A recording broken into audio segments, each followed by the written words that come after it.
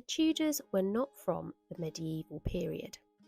There are many videos out there with headings like Weird Medieval Facts, which feature images and information about the Tudors, but the Tudors did not live during this period of time.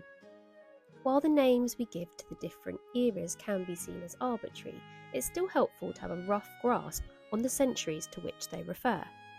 The medieval period, or the Middle Ages as it's also known, begins around the year 500 CE, or more specifically 476 CE, the year the last Western Roman Emperor was deposed.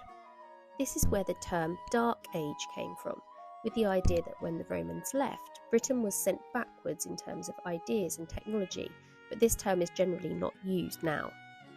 The medieval period lasted for around 1,000 years until roughly the year 1500. However, if like me you study the Tudor period, which began in 1485, you might consider the medieval period ending then. So, in this way, a very short part of Henry VII's reign could be considered medieval, and it certainly had aspects of it: manuscripts, Arthurian mythology, and deep interest in prophecy.